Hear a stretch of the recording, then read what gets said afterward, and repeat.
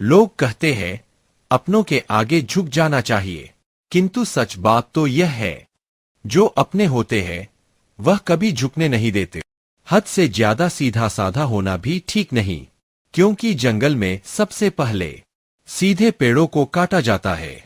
संसार के संयोग में जो सुख प्रतीत होता है उसमें दुख भी मिला रहता है, परंतु संसार के वियोग से सुख दुख से अखंड आनंद प्राप्त होता है।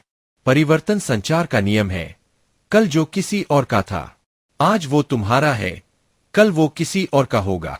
चिंतन हो सदा इस मन में तेरा, चरणों में तेरे मेरा ध्यान रहे। चाहे दुहक में रहूं चाहे सुख में रहूं, होठों पे सदा तेरा नाम रहे।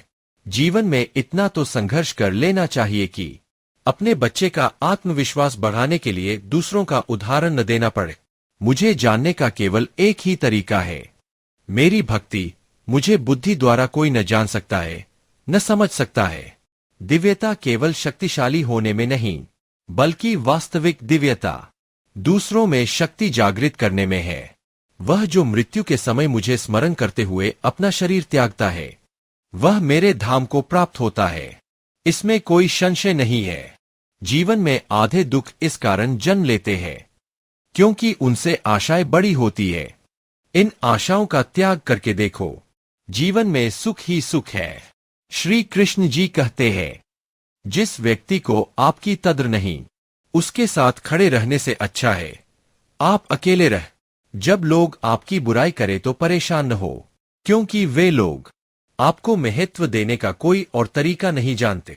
सभी को सुख देने की क्षमता भले ही हमारे हाथ में न हो, किंतु किसी को दुख न पहुंचे यह तो हमारे हाथ में ही है।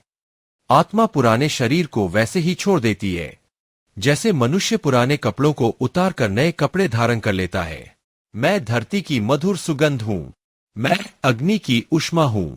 सभी जीवित प्राणियों का जीवन और सन्यासियों का आत्म संयम भी मैं ही हूं।